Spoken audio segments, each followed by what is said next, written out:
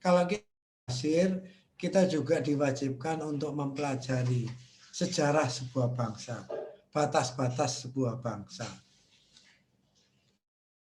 Ada sejarah juga antara kita dengan Malaysia. Sama-sama maju, tetapi karena kita tidak menghargai batas-batas sebuah bangsa, hingga akhirnya timbul juga sebuah konflik.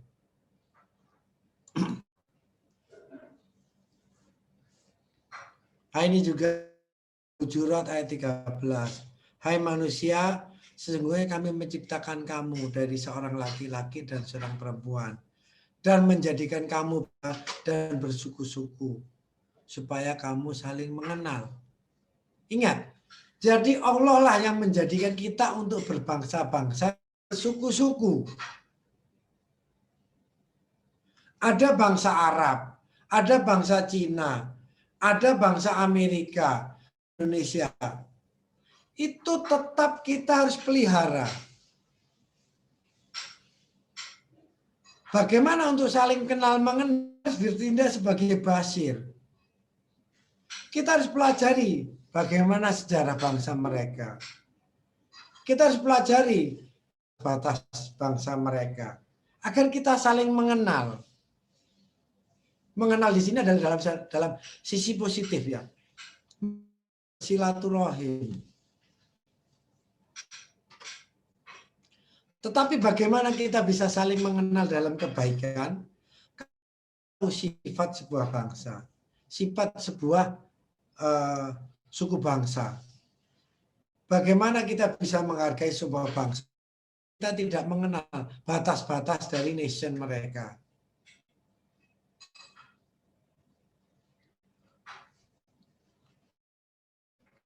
Jadi tidak bisa kita hapus bangsa lalu kita bersatu seluruh dunia untuk membentuk satu koloni. Itu menyalahi sunnatullah. Jadi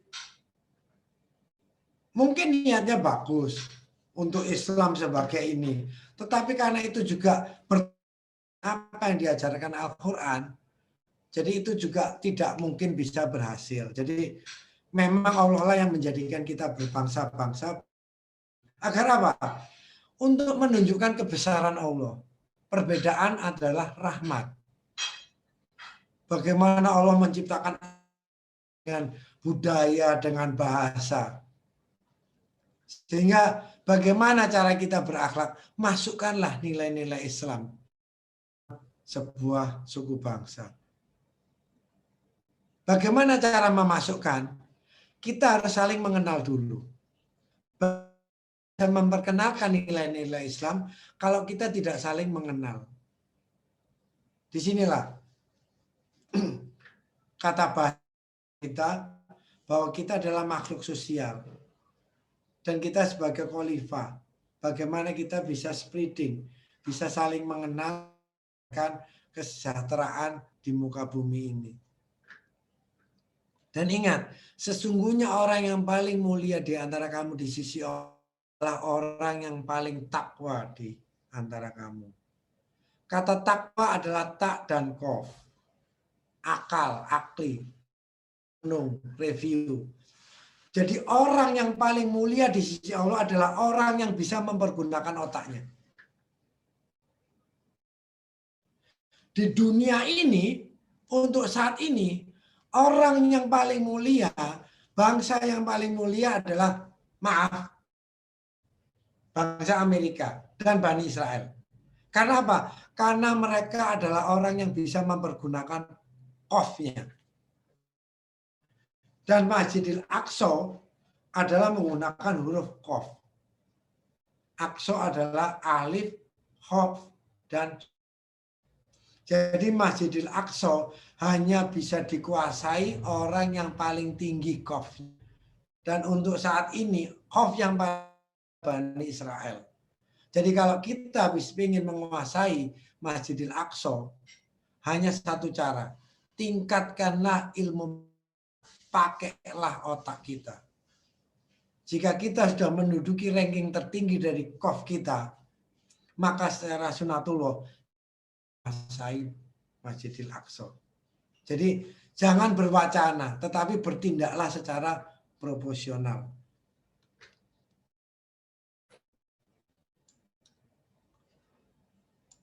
selain menangani penyebaran dari manusia, dari makhluk hidup lainnya, basir juga adalah bermakna ruang penyebaran, distribusi, pembagian hal. Jadi basir juga adalah mempelajari ruang distribusi atau penyebaran sumber daya alam. Dari sinilah kita bisa saling meminta antar manusia dengan cara-cara yang baik. Jadi memintalah, tadi mana ayatnya? Oh enggak, udah di yang tadi yang satunya. Kenapa? Allah memang meletakkan sumber daya alam ini tidak di satu tempat. Minyak bumi dulu paling banyak di Jazirah atau juga di Laut Utara. Sekarang kita tahu ternyata di Indonesia nikel kita adalah tambang yang terbesar. Dan sekarang eranya adalah era untuk energi listrik. Bagaimana kita mempelajari sumber daya alam. Dan bagaimana satu bangsa dengan bangsa lain. Satu manusia dengan saling meminta dengan cara-cara yang baik atau telah disepakati.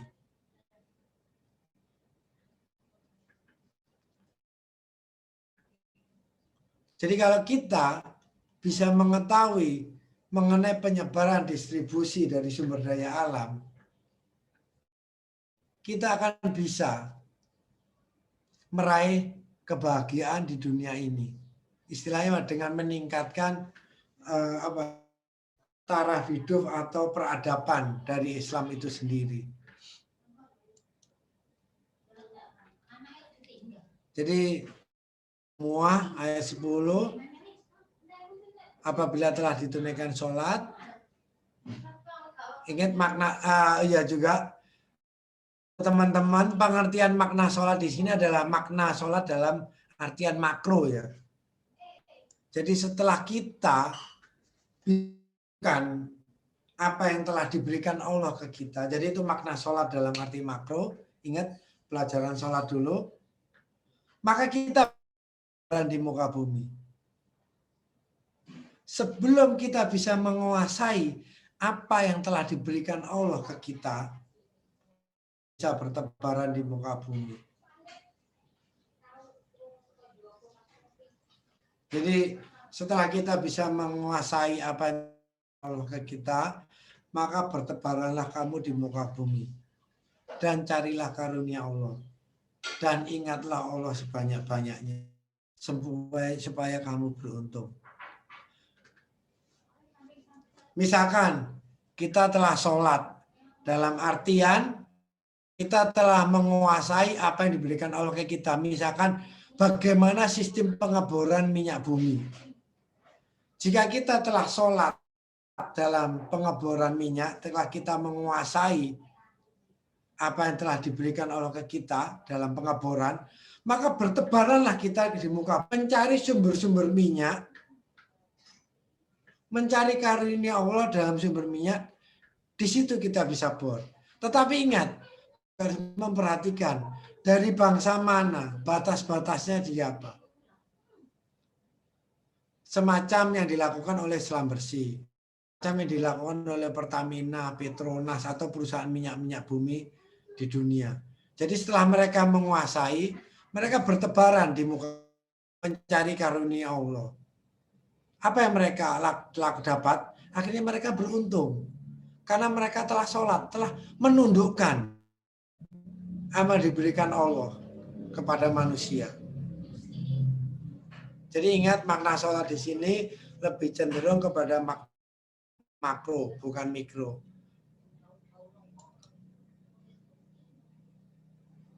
Juga ada di Al-Mulk ayat 15, bumi itu mudah bagi kamu. Maka berjalanlah di segala penjurunya. Dan makanlah sebagian rezekinya, dari rezekinya. Jadi ingat, adalah sebuah perintah. Kalau kita sudah menguasai sebuah keilmuan, Bumi ini udah ditundukkan oleh Allah untuk kita.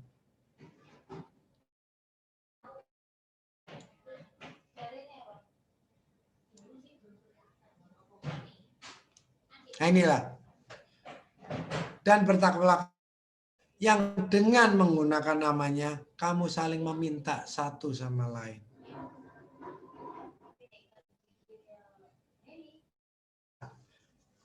Kita sebagai basir, kita harus mempelajari sejarah sebuah bangsa, mempelajari batas-batas dari sebuah bangsa, lalu setelah itu kita mempelajari juga bagaimana distribusi dari sumber. Dari situ, setelah kita sholat, kita menguasai ilmunya, lebaran di muka bumi untuk mencari atau mengeksplor sumber daya alam tersebut. Bagaimana kita memaknai Al-Quran dengan cara yang luas.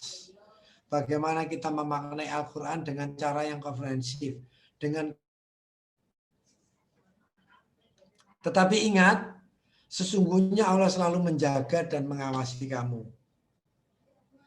Jadi punya ilmu, lalu kita sudah mempelajari batas sebuah bangsa, kita mempelajari sejarah dari sebuah bangsa, eksplor sumber daya mereka, ingat, lakukan dengan cara-cara yang Islam. Mereka. Jangan memanipulasi segala sesuatu. Lakukan segala sesuatu dengan cara yang Islami. Cara yang proporsional. Karena ingat, Allah menjaga dan mengawasi kita. Tetap sangat sulit. Begitu kita menemukan sumber daya yang luar biasa, begitu kita menemukan sesuatu yang materi yang luar biasa, biasanya saat itu juga kita lebih cenderung untuk melupakan Allah. Euforia kita untuk segera ingin memiliki materi atau harta tersebut. Sehingga apa yang kita lakukan? Kita nilai-nilai Islam yang telah kita mempelajari. Dan secara tidak langsung kita telah lupa bahwa Allah telah mengawasi kita. Sebenarnya telah mengawasi. Ingat ini. Al-Basir juga bisa bermakna bak ke belakang, historis, penyebaran, atau perpecahan suatu koloni. Jadi dalam skup ini kita juga diperintahkan mempelajari bagaimana hancurnya sebuah bangsa.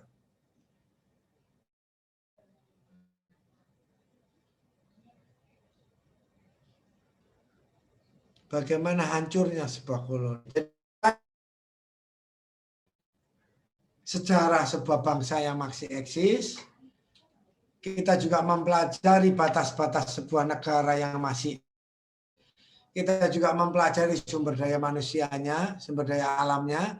Kita juga diwajibkan oleh Al-Quran untuk mempelajari bagaimana bangsa itu bisa hancur. Sehingga apa? Kita bisa terhindar dari kehancuran tersebut. Ada salah sebuah hadis yang mengingatkan kita bagaimana hancurnya sebuah bangsa, yaitu sikap berlebih-lebihan dalam beragama. Itu ada juga salah satu yang menghancurkan sebuah bangsa. Jadi jangan berlebihan. Al-Ghulu. Rasulullah menyebutkan sebagai Al-Ghulu. Sikap dalam beragama. Itu juga salah satu yang menyebabkan hancurnya sebuah bangsa.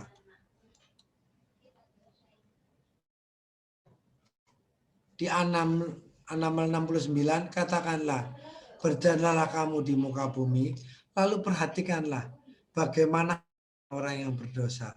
Berdosa di sini adalah juga bisa bermakna orang-orang yang telah berbuat kesalahan. Orang-orang menyalahi aturan.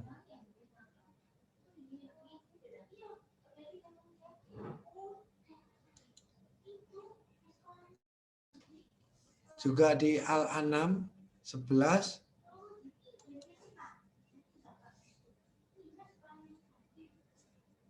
Punya telah berlalu sebelum kamu sunnah-sunnah Allah. Karena itu berjalanlah kamu di muka bumi. Dan perhatikanlah bagaimana orang yang mendustakan. Mendustakan di sini juga bisa mendustakan secara aturan agama. Mendustakan di sini juga adalah bisa berhadapan aturan-aturan hidup bagaimana sebuah bangsa bisa bertahan.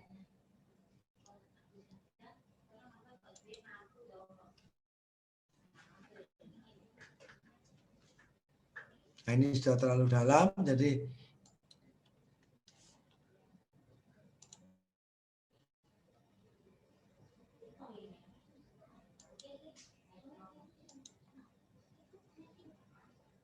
lalu sekarang yang terakhir, kalau semua PowerPoint yang di muka tadi kita rangkum, saya menemukan sesuatu yang menarik. Jadi mengenai sebuah network, bagaimana perjalanan sebuah berita, bagaimana kita mempelajari sebuah bangsa, bagaimana kita mempelajari sebuah budaya, lalu bagaimana kita mempelajari sumber dayanya, lalu bagaimana kita mempelajari sejarah bangsa-bangsa yang telah hancur. Maka kita masuk ke dalam sebuah studi, yaitu studi antropologi. Bagaimana kita mempelajari fisik dari manusia, fisik dari makhluk hidup. Kita juga mempelajari sosial budayanya. Lalu kita juga mempelajari bagaimana kita bisa berinteraksi secara humanity. Inilah maksud dari rahmatan lil alamin. Dan kalau kita pelajari hukum-hukum Islam, tanpa harus kita menyebutkan nama Islam itu sendiri, tidak ada yang bertentangan dalam pergaulan antar manusia.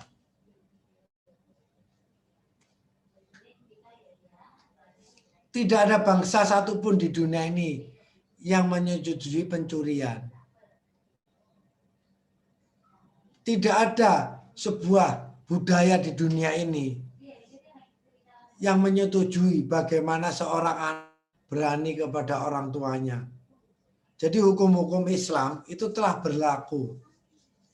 Sekarang kita sebagai umat Islam, bagaimana caranya menanamkan nilai-nilai Islam secara Islami.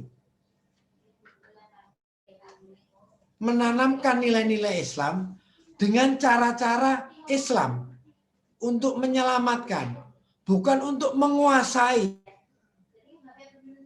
Ini yang cenderung kita lupa. Kadang-kadang kita gunakan nama Islam itu untuk ingin menguasai milik orang lain dengan nama Islam. Inilah perbedaan antara kita sekarang kadang-kadang dengan para sahabat. Atau paling ekstrim dengan Rasulullah. Rasulullah tidak ingin menguasai sebuah bangsa. Rasulullah tidak ingin mengambil hak orang lain. Rasulullah hanya ingin memasukkan nilai-nilai Islam kepada bangsa tersebut. Dan Rasulullah memasukkan nilai-nilai Islam dengan cara yang Islami. Rasulullah tidak ingin mengganti rajanya. Rasulullah tidak ingin menggantikan raja tersebut dengan dirinya.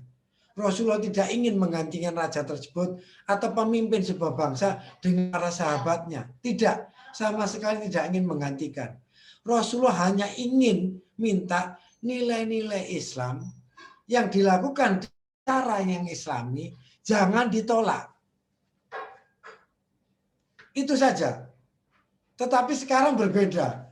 Kita gunakan nama Islam dengan cara yang tidak Islami untuk menguasai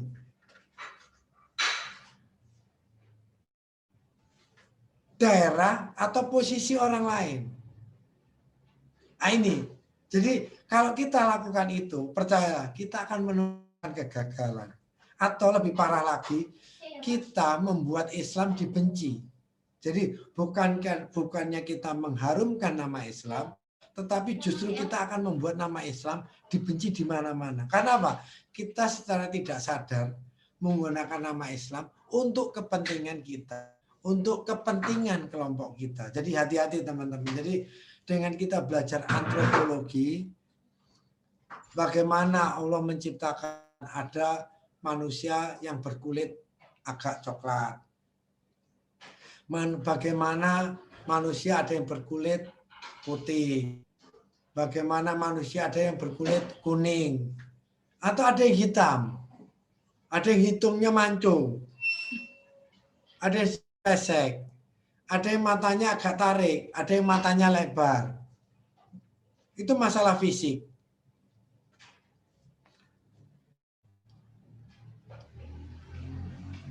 Islam mengajarkan kita untuk menghormati itu semua. Kenapa? Karena itu Allah yang menciptakan. Tetapi karena kepentingan politik, kepentingan sesuatu, akhirnya kita gunakan perbedaan itu untuk saling mencela. Perbedaan itu untuk saling membuli. Ini membuktikan bahwa iblis tidak tinggal diam. Jadi hati-hati teman-teman. Pelajarilah antropologi. Pelajarilah sosial budaya dari sesuatu. Sehingga apa? Kalau kita sudah mempelajari sosial budaya dari sebuah bangsa,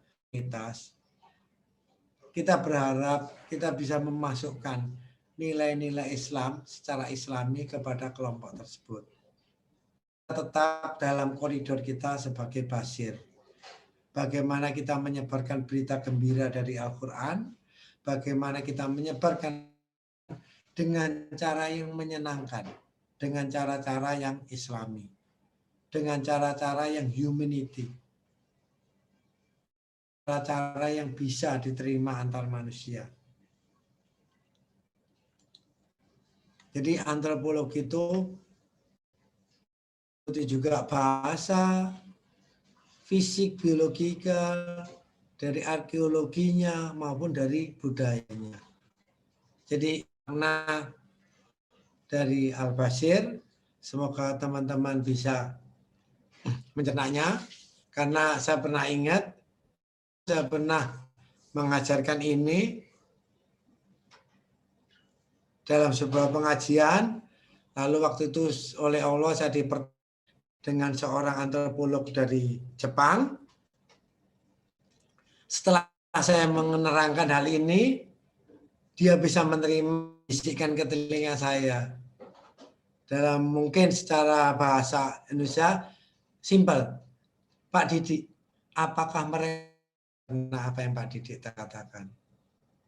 Lalu secara diplomatis, saya cuma bisa berkata, yang penting saya telah menyampaikan, mereka bisa mencerna atau tidak, itu adalah hubungan mereka dengan penciptanya. Billahi taufiq wal hidayah. Wassalamualaikum warahmatullahi wabarakatuh. Waalaikumsalam warahmatullahi wabarakatuh. Bismillahirrahmanirrahim. Demikian kajian kata Bashar atau Basir ya, Bashir yang telah dijelaskan oleh Ustadz Didi,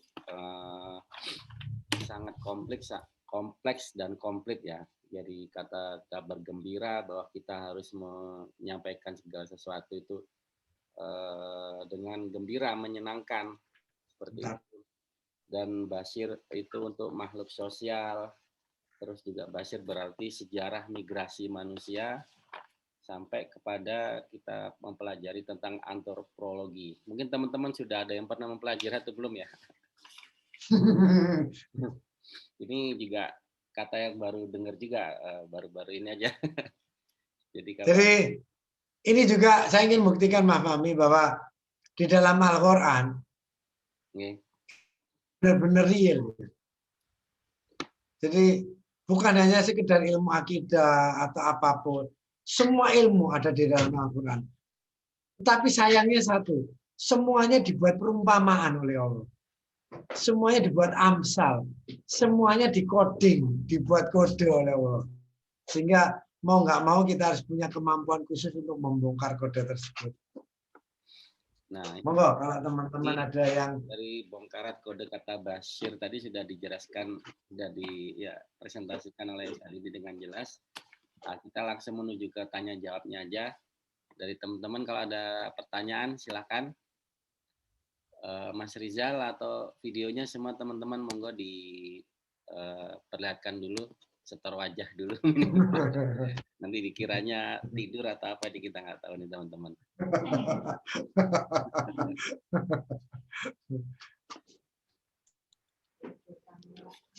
Tapi kayaknya dulu pernah saya tuh ada lihat bahkan untuk ada kata Bashir apa ya, tapi untuk memberikan kabar gembira pada orang-orang kafir bahwa ada neraka. Jadi istilahnya mengabarkan neraka pun dengan sesuatu yang kabar yang gembira seperti itu Adi, atau gimana tuh Adi?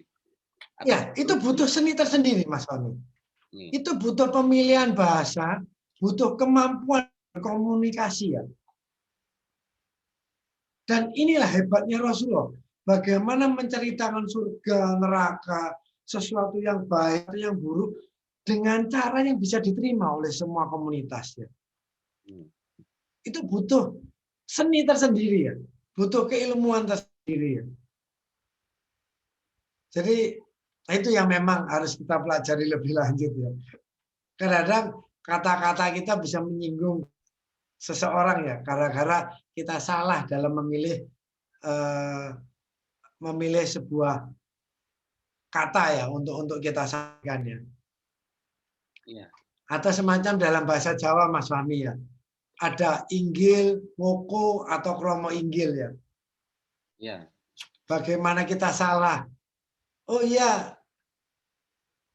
Kalau kita maam, oh ibu dahar. Bapak sare, kita turu, itulah. Itu salah kita gunakan, orang lain bisa tersinggung ya. Karena apa? Itu ada sebuah antropologi, sebuah culture. Bayangkan, kalau para wali dulu, Mas Fahmi ya, tidak menguasai budaya Jawa, tidak menguasai batas-batas sebuah kerajaan, lalu ngomong sekenanya, tidak mungkin Islam bisa diterima. Berarti mereka bisa mengambil culture, bagaimana menempatkan kata-kata mereka, bagaimana mereka mempelajari. Sehingga sampai wayang pun yang berasal dari India, Hindu, Buddha, bisa diubah oleh Sunan Kalijogo untuk masuk ke dalam nilai-nilai Islam tanpa merubah budaya bangsa tersebut. Tetapi memasukkan nilai-nilai Islam kepada budaya bangsa tersebut. Sehingga apa? Bangsa tersebut secara tidak sadar berubah menjadi sebuah bangsa yang Islami tanpa mereka sadari. Inilah hebatnya para wali. Lalu bagaimana dai-dai sekarang dari Timur Tengah mempelajari sebuah budaya, lalu budaya dari Timur Tengah langsung mereka hantamkan kepada Indonesia. Akhirnya konflik. Nah, inilah sebenarnya bukan mereka tidak menyadari bahwa dibutuhkan waktu dan kearifan untuk mempelajari bagaimana berdakwah dalam sebuah negara, sebuah nation. Misalkan kita mau berdakwah di Amerika, ya mau nggak mau kita harus belajar ya budaya mereka, bagaimana kesenangan mereka, kata-kata apa yang harus kita pakai untuk menerangkan nilai-nilai Islam. Kita salah berkata, kami bukannya disambut, tetapi akan diusir. Begitu juga para wali dulu. Ini sebuah contoh. Lalu bagaimana Nabi bisa orang Madinah? Ini juga penggunaan kata-katanya, penggunaan antropologinya. Orang Madinah itu seperti orang Solo ya. Mereka halus. Orang Mekah itu seperti orang Surabaya. Cukup kasar, tetapi sikap setia kawannya luar biasa. Lalu bagaimana orang Madinah? Mereka lebih halus, lebih sopan seperti orang Solo. Nah, Rasulullah bisa mengambil hal itu. Sehingga apa? Islam bisa diterima di dua sisi. Walaupun di Makkah sendiri agak terlambat. Tetapi ini sebuah pembelajaran. Iya. Jadi beraneka, jadi Sebenarnya komponen. kata Basir ini harus lebih dikuasai oleh para mubalik. Iya, Karena mereka lah ujung tombak dari dakwah Islam ya. Jadi mereka harus menguasai makna kata Basir. Bagaimana menerangkan Islam ini dengan cukup menyenangkan orang lain ya. iya. Enggak, teman-teman, Mas Rizal, Fahrudin, ada pertanyaan atau Mas Rahman, Pak Atau Bu Ridhowi, Nurul. Bu Nurul nih yang dari mana itu ya? Dari Sulawesi itu ya? Kalau nggak salah, yang kemarin nanya itu, atau bukan ya?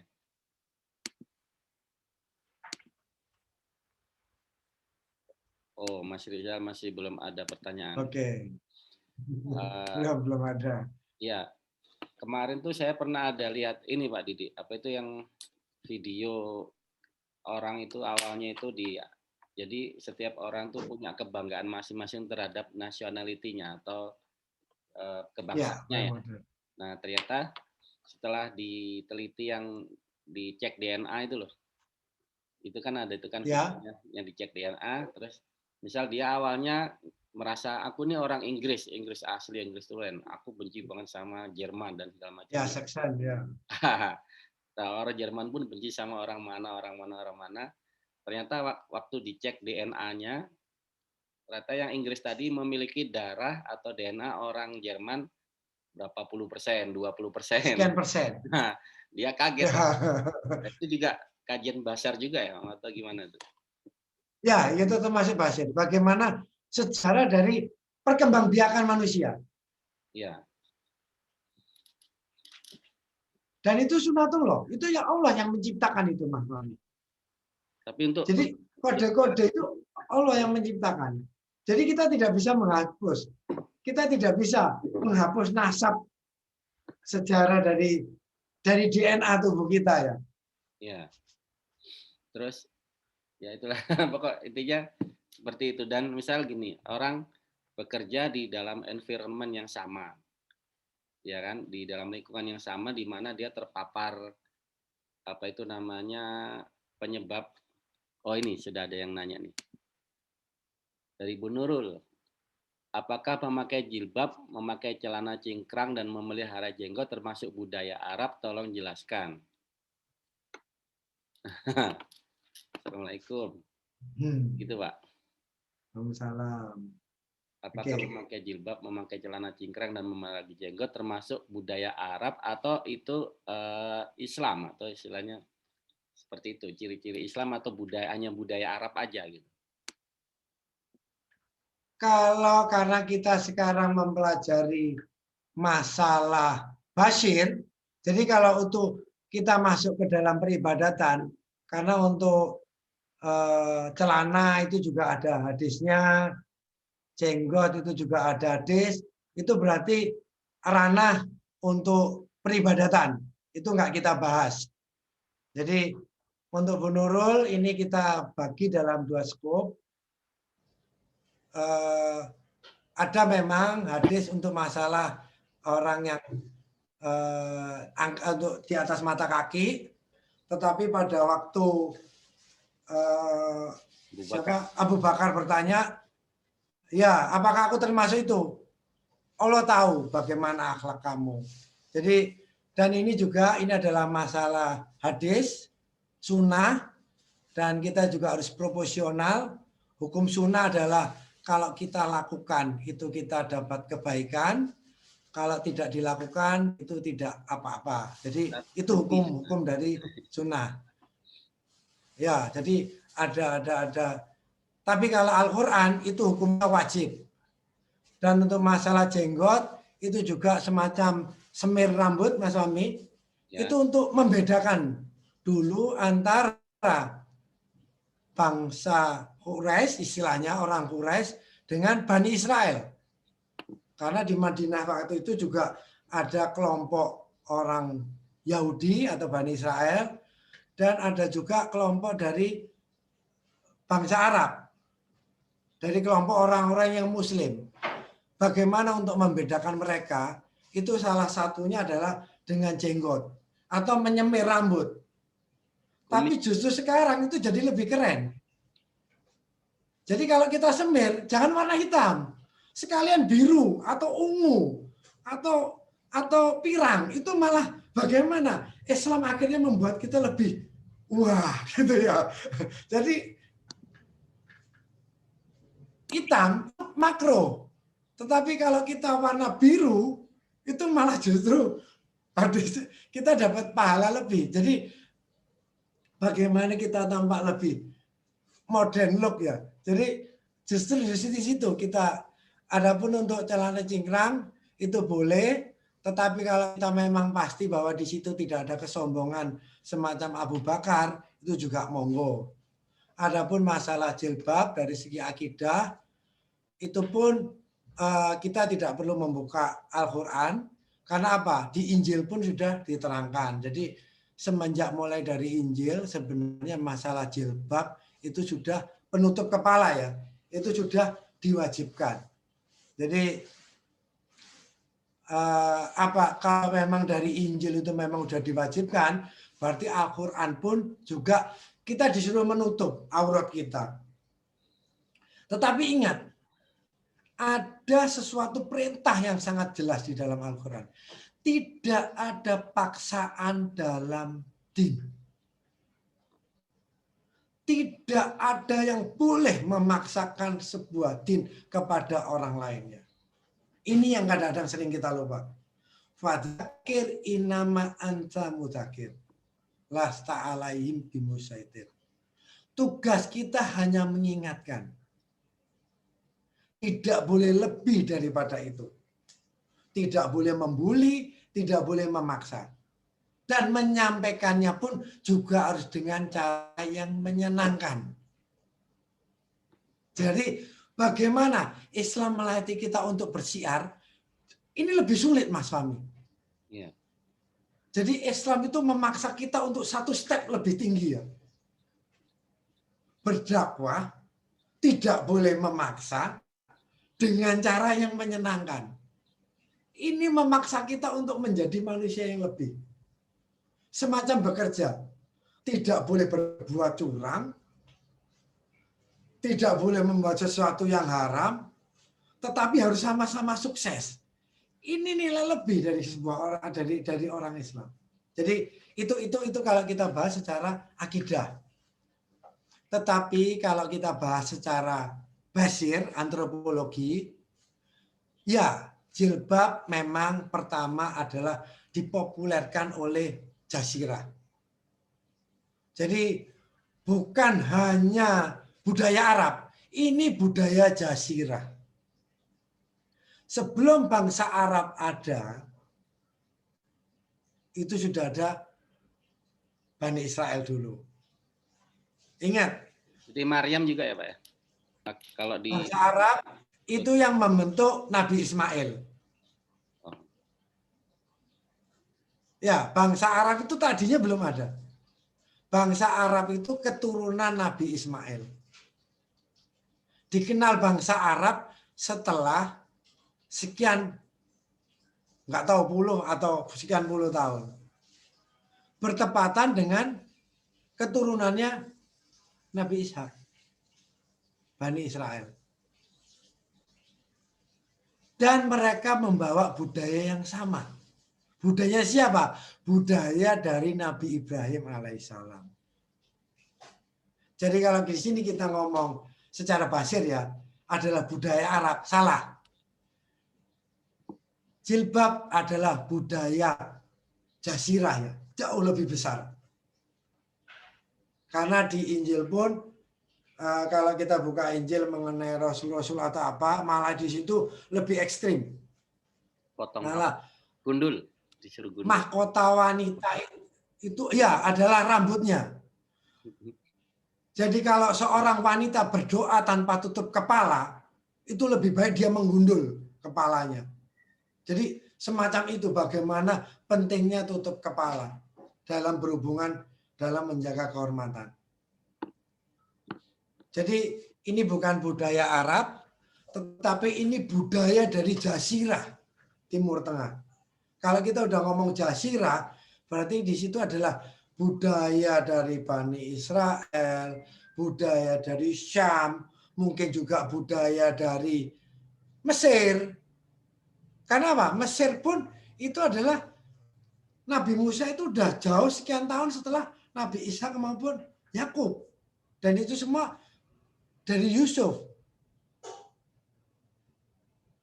Nabi Musa pun juga pernah berjalan kepada Mesir. Jadi itu sudah budaya lama. Islam memperkuat itu untuk kehormatan seorang wanita. Jadi ingat, ini adalah budaya lama. Berarti ini mungkin dulu juga telah dibawa oleh Nabi Nuh. Mungkin karena sejarah kita nggak ada sampai di situ. Tapi yang pasti kita ambil batas yang sangat mudah dari Ibrahim. Milah Ibrahim. Ajaran Ibrahim yang diwariskan kepada Ismail dan Ishak. Itu sudah membawa. Jadi daerah-daerah yang telah daerah-daerah dari keturunan Nabi Ibrahim mungkin rata-rata telah berbudaya untuk memakai tutup kepala. Jadi disinilah. Jadi untuk itu ada. Jadi satu dulu. Jadi adapun untuk celana itu juga kalau kita belajar sejarahnya bagaimana orang-orang Romawi memakai pakaian itu sampai berlebihan sehingga apa? Menjadi sapu dari jalanan ya. Kotor. Juga menunjukkan sikap yang sombong, berlebihan. Jadi bayangkan kalau lantainya itu ada najis, otomatis gaunnya atau apa bajunya juga akan menyentuh najis tersebut.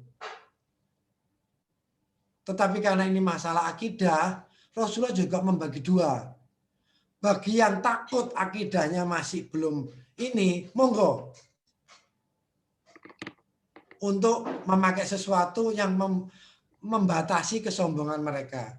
Tetapi bagi kita yang memang sudah berniat bahwa itu bukan kesombongan, berarti kita sebagai Abu Bakar. Jadi ini juga sebuah pilihan. Adapun jenggot itu juga untuk membedakan antara Israel dan orang Arab. Karena Israel itu lebih cenderung memelihara ini apa? Jambang. Godek ya, istilahnya dalam bahasa Indonesia itu apa? Ini ya, godek ya. Mereka yang dipelihara di sini. Agar nggak sama, Rasulullah memelihara di sini. Tetapi ingat, Mas Fahmi juga punya itu ya. Ingat, yang rapi. Jadi kalau saya lihat orang-orang Arab, mereka jenggotnya itu benar-benar rapi ya. Jadi kelihatan gentle. Kelihatan apa ya? Kalau laki itu gagah.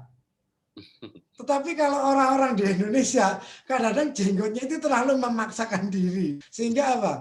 Bukannya sesuatu yang mencerminkan Islam yang kelihatan yang keren, tetapi justru kelihatan cemot ya, kelihatan agak apa gimana ya? Kurang apa? Ya. Jadi bukannya mengharumkan nama Islam, tetapi kadang-kadang justru karena sekenanya. Jadi inilah untuk benar apa ya? Kalau orang Indonesia mengikuti ajuran Rasulullah. Susah tumbuhnya tuh loh Pak. Kadang cuma 1-2. Ya itulah. Jadi inilah Mas Fahmi ya. Jadi jangan memaksakan. Ya. Hadis itu banyak sekali. Kita ambil spesialisasi di mana kita menguasai hal tersebut. Jadi sehingga ada orang yang cenderung kepada hadis-hadis sebagai ahli sholat. Kenapa? Dia kecenderungannya di sholat. Ada juga orang yang mengambil hadis-hadis sebagai ahli sedekah. Karena dia senang sedekah banget. Sholatnya biasa saja. Sedekahnya banyak. Ada orang yang sedekahnya biasa saja. Tetapi dia hadis-hadis sholat, dia lakukan semua. Duha, iya. Sunnahnya habis duhur, iya. Habis maghrib, iya. Sholat malam, iya. Sebelum subuh, iya. Sedekahnya tapi biasa saja. Ada orang yang subuh biasa, duhur biasa, Habis isya ya cukup isya, tapi sedekahnya banyak. Lah, ini spesialisasi. Coba bayangkan kalau semua orang ego. Percuma kamu sedekah banyak, sholatmu kok pas-pasan. Ada juga orang yang ngomong, percuma sholatmu kok banyak, sedekahmu pas-pasan. Itu kita ambil spesialisasi. Karena saya yakin hadis ini sedemikian sempurnanya untuk membangun akhlak, dan saya pelajari tidak mungkin, jarang sekali ada orang yang sanggup untuk melaksanakan hadis itu secara keseluruhannya. Ada orang yang hadisnya kuat secara peribadatan, tapi dia bodoh, nggak nuntut ilmu. Padahal hadisnya Rasulullah, fadilah ilmu lebih disukai daripada fadilah ibadah. Ada kan Mas Fahmi, orang ibadahnya kuat, tetapi otaknya pas-pasan. Fisika, kimia, biologi nggak paham. Tapi sholatnya padang. Ya, ini juga perlu timbangan. Jadi orang ini mungkin di hadis ibadah bagus, tetapi hadis mencari ilmu, malah itu hukumnya wajib, Rasulullah suka, lupa di situ. Disinilah. Jadi kita jangan saling mencela. Lakukanlah hadis itu sesuai dengan spesialisasi kita. Ya Pak, dalam kita berjamaah melakukan hadis, kita akhirnya menjadi satu kesatuan yang utuh. Nah itu, Nurul. Jadi kita harus pilih untuk antara jilbab, celana cingkrang, jenggot, satu sisi memang ada hadisnya, tetapi kita juga harus pelajari asbabun nusul dari hadis tersebut, sehingga kita tidak ngawur melakukannya. Jadi masalah jenggot juga, kalau kita memang nggak punya jenggot, kenapa harus memaksakan memelihara jenggot, Mas Fahmi? Nah, saya sendiri nggak tumbuh ya, tapi kalau tumbuh tipis, sehingga apa? Kadang-kadang saya suka memelihara jenggot, saya tipis, tapi rata. Tetapi kumis saya kadang-kadang cuma keluar ujung. Saya akhirnya saya potong, sini saya rata. Akhirnya seperti Tionghoa kan? Kan memang kita ada darah di sana, keluarnya di sini. Dan jenggot kita cenderung lurus. Jadi kita bukan Arab, kita mungkin asing. Tapi kita nggak sadar bahwa kita ini asing. Tetapi asing yang Muslim. Nah inilah. Kadang-kadang kalau memang kita nggak bisa ditumbuhkan, pelihara. Saya pendek. Jadi kelihatan, ya menurut istri saya sih, akhirnya itu lebih ganteng ya. Yeah. Kalau istri saya udah bilang ganteng, kenapa saya harus pening dengarkan orang lain? Tetapi ini rapi. Dan ini saya potong. Saya potong. Kenapa? Biar nggak sama dengan Bani Israel. Tetapi ada juga orang yang digandeng. Nah, kan Mas Fahmi ini kan digandeng dengan kumis. Nggak ada masalah.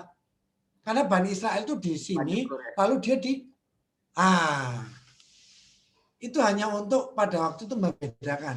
Sama dengan yang dilakukan para ulama pada waktu penjajahan Belanda. Nah, ini ulama meniru apa yang dilakukan oleh Rasulullah.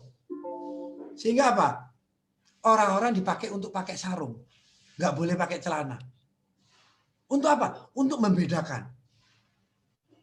Nasionalisme Indonesia atau Melayu dengan nasionalisme penjajah. Tetapi situasi sekarang udah berbeda. Kita mau sekarang pakai sarung, kita mau sekarang pakai celana, kita sekarang pakai baju koko punyanya Aseng, atau pakai baju jubah, monggo. Sekarang udah nggak ada masalah. Karena kita tahu orang Nasrani di Arab pun juga pakai jubah. Ingat, orang Nasrani di Arab itu juga pakai jubah. Jadi ini masalah budaya. Lalu kedua, ada kalimat yang belum ngerti tadi. Kalau dianggap mulia itu Israel untuk saat ini. Inna akramakum indallahi. Jadi maksudnya mulia di sisi apa? Ini. Bu Nurul nanti belajar dari kata takwa. Kata takwa itu secara huruf Bu Nurul itu terdiri dari huruf ta dan qaf. Qaf nanti diperdalam. Qaf itu berarti reflection, review. Jadi orang yang takwa itu adalah diri-diri yang bisa membaca diri mereka, bisa introspeksi. Qof juga bisa berarti akli, akal. Jadi orang bertakwa adalah orang-orang yang punya akal.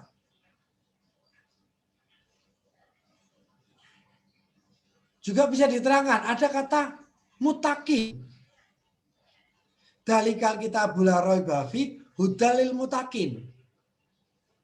Jadi Al-Quran itu tidak ada yang roib, tidak ada yang meragukan, tetapi khusus untuk level mutakin. Bukan level mukminin. Bukan level yang sekedar Islam. Level mutakin. Mutakin secara hukum Nawusoro itu berarti bermakna jamak. Orang-orang yang bertakwa itu juga bisa. Tetapi secara huruf adalah orang-orang yang bercermin kepada ketentuan. Jadi orang yang bertindak sesuatu berdasarkan ilmu, berdasarkan aturan, itu adalah orang mutakin. Jadi kalau kita sudah bisa menguasai ilmu berdasarkan ketentuannya, maka tidak ada ayat di Al-Quran yang roib. Tetapi ada yang lebih tinggi dari mutakin. Apa itu? Itakullah. Itulah sebenar-benarnya takwa. Kenapa itu dikatakan sebenar-benarnya takwa? Karena makna itakullah adalah alif pertama, tak diri, qof bercermin kepada Allah. Jadi level tertinggi dari orang bertakwa adalah itakullah. Apa maknanya? Orang yang dalam kondisi apapun pertama kali selalu bercermin kepada Allah. Ini itakullah. Ada kata Allah di belakangnya. Jadi level tertinggi sebenar-benarnya takwa itu kalau dalam hal apapun, dengan kalau kita sudah berilmu ya otomatis orang itakullah harus mutakin dulu. Sebelum kita itakullah kita harus punya ilmu dulu. Misalkan kita punya ilmu fisika. Kita lalu membuat sebuah alat. Kita bertanya kepada Allah dulu. Ya Allah, apakah engkau senang kalau aku membuat alat ini? Lalu engkau senang mana ya Allah? Aku membuat alat A atau alat B? Inilah orang yang itakullah. Setiap apapun dia bercermin kepada Allah. Dan lebih hebat lagi, orang itakullah itu memakai kacamatanya Allah. Kalau Allah udah berkata merah, walaupun dia melihat biru, dia berani berkata ini merah menurut Allah. Dalam bahasa Jawa, aturan Jawa ini istilahnya manunggaling kawula kalian Gusti. Jadi seorang hamba yang sudah bercermin penuh kepada Allah. Jadi kalau Allah berkata merah, dia merah. Bukan Allah dipaksa dengan kacamatanya dia. Dia berkata biru, aturannya Allah dipaksakan ke biru. Ini Yahudi namanya. Jadi orang Yahudi itu memaksakan Allah untuk menuruti dia. Orang itakullah mengilmunya untuk mengikuti Allah. Jadi di situ benar. Jadi orang yang paling mulia di sisi Allah itu adalah orang yang menggunakan qofnya. Lah untuk saat ini Bu Nurul, orang yang pandai di dunia ini untuk saat ini itu orang bangsa Barat. Makanya oleh Allah mereka sekarang dimuliakan. Tapi ingat, karena mereka melakukan hal tersebut tidak karena Allah, maka kemuliaan mereka cukup sebatas di dunia saja. Tidak untuk di akhirat. Jadi nasib mereka di akhirat, kalau mereka kemuliaan saat ini itu tidak untuk Allah, Allahu alam. Jadi nasibnya ya sama dengan orang-orang yang tidak beriman lainnya. Tetapi Bu Nurul, walaupun kita beriman, tapi kalau kita tidak memakai otak kita, kita juga tidak dimuliakan oleh Allah. Justru kita menjadi apa yang telah disunahkan Rasulullah, menjadi buih, menjadi sesuatu yang tidak berguna. Jumlahnya banyak tetapi tidak berguna. Ini yang diterangkan oleh hadisnya Allah, hadisnya Rasulullah, bahwa suatu saat kita ini akan menjadi seperti buih. Jumlahnya banyak tetapi tidak ada manfaatnya. Jadi yang diinginkan Al-Quran adalah, yang diinginkan Allah adalah iman kita kuat, qaf kita kuat. Sehingga apa? Yang kita lakukan, satu, akal kita di dunia kita lakukan semaksimal mungkin dengan niat untuk menanamkan nilai-nilai Islam. Sehingga apa? Di dunia kita dimuliakan oleh Allah, di akhirat kita diselamatkan. Tetapi karena kita jauh dari keilmuan, sehingga apa? Di dunia sementara ini kita tidak mulia. Akhirat, Allahu alam, tergantung keimanan kita. Udah benar atau enggak? Harusnya kita sebagai orang Islam selamat di dunia, selamat di akhirat. Mulia di dunia, mulia di akhirat. Sejahtera di dunia, sejahtera di akhirat. Pakai qaf kita. Orang barat, qafnya hanya untuk di dunia. Di akhirat saya nggak tahu. Lah untuk kita, yang kita nggak ada, misalkan kita nggak memakai otak kita,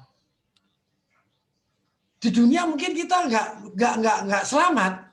Karena apa? Kita nggak pakai qaf. Di akhirat, Bu, saya nggak bisa jawab, Bu Nurul ya. Karena tidak semua orang yang mengaku Islam itu nanti selamat di akhirat. Tergantung apakah dia melakukan aturan-aturan Islami atau tidak. Aja itu, Bu Nurul. Jadi semacam itu. Jadi itu semua adalah kombinasi antara, jadi kita harus bisa mengelola dunia ini, kita harus bisa menguasai dunia ini untuk meraih akhirat kita. Jadi, kuasailah dunia ini untuk akhirat kita. Jangan tinggalkan dunia ini, jangan melarikan dunia ini, melarikan diri dari dunia ini, akhirat kita pasti hilang.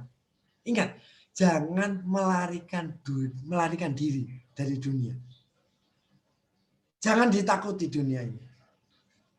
Dunia ini kuasai sehingga bisa kita atur untuk akhirat kita. Jadi betul menurut ya. Jadi harusnya kita takwa kita tinggi, akal kita tinggi, kita bisa menguasai dunia dengan niat untuk Allah sehingga akhirnya kita dimuliakan di dunia, kita dimuliakan di akhirat. Sebagai salah satu contohnya Bu Nurul bahwa baca sejarah pada tahun 800 sampai 1200 itu umat Islam adalah karena memakai qafnya itu dimuliakan Allah di dunia dan insya Allah mereka juga dimuliakan Allah di akhirat. Karena pada waktu itu adalah budaya Islam sangat maju sekali, ilmu pengetahuan semua berasal dari ilmuwan Muslim dan mereka lakukan itu untuk niat kepada Allah. Dan mereka juga menguasai Masjidil Aqsa. Karena mereka saat itu yang paling tinggi qafnya di dunia adalah umat Islam. Atau pada waktu Umar bin Khattab yang mereka ada ekspedisi untuk sampai menguasai Masjidil Aqsa. Karena apa? Umat Islam pada zaman Rasulullah itu qafnya paling tinggi sehingga bisa mereka menguasai Masjidil Aqsa. Bayangkan bangsa Romawi berapa puluh kali lebih banyak bisa dikalahkan. Ilmunya sama, keimanan kita lebih tinggi. Kita bisa mengalahkan musuh yang lebih banyak. Ilmu sama, iman lebih tinggi. Tapi kalau iman lebih tinggi, ilmu lebih rendah, janji kalau kita bisa mengalahkan. Jadi janjinya Allah itu kalau ilmunya sama, iman kita lebih tinggi. Tapi kalau iman kita lebih tinggi, ilmu kita lebih rendah, Allahu alam. Saya nggak bisa jawab. Jadi gitu Bu Nurul. Udah Mas Fahmi gitu Mas Fahmi. Oke. Ini dari Bu Nurul, alhamdulillah paham terus ya Pak. Ya. Jadi gitu jawaban dari Ustaz Didik tadi. Kalau kita bisa raih dua-duanya dari segi keilmuan juga, terus apa tadi, ilmu iman ya, dan imannya juga mantap, terus Ya. keilmuannya juga mumpuni, maka kita akan punya posisi yang bagus lah istilahnya. Dunia bisa Ya. kontrol Mulia dikuasai di dunia, mulia di akhirat. di dunia dan di akhirat, insya Allah. Amin. Semoga generasi ke depan kita didik, ayo. Amin, amin. Oke, karena ini waktunya kurang 4 menit lagi, berhubung waktunya kurang 4 menit lagi, Mungkin cukup lah. udah kita cukupkan sampai di sini. Kalau ada pertanyaan lagi, silakan lanjut nanti di WA ya teman-teman semuanya. Semoga bisa ditangkap dan didapatkan kefahaman dari kajian kata Bashar ini. Terima kasih Ustadz Didik, Pak Didik, dan teman-teman semuanya, Mas Rizal, Bu Nurul Huda, Pak. Oh ya, minggu depan mungkin kita bahas Isra Mi'raj, Mas Fahmi ya. Isra Mi'raj. Momennya kok pas ya. Momentumnya ya. Ya, ada Isra Mi'raj. Momentumnya kita kaji Isra Mi'raj. Insya Allah. Kita bongkar hurufnya, Isra sama Mi'raj. Ya, terus hubungannya atau ada hubungannya juga dengan sholat gitu, Pak Didik? Mungkin kita bisa kaitkan. Ya, oke. Nah. Oke, gitu dulu teman-teman. Makasih banyak waktunya. Alhamdulillahirrahmanirrahim. Kita akhiri kajian ini dengan bacaan hamdalah bareng-bareng. Alhamdulillahirrahmanirrahim. Subhanakallahumma bihamdika asyhadu an la ilaha illa anta astaghfiruka wa atubu ilaik. Makasih banyak Ustaz Didik. Sampai jumpa di minggu ke depan insyaallah. Assalamualaikum warahmatullahi wabarakatuh. Yo, assalamualaikum. Waalaikumsalam. Pak Toto.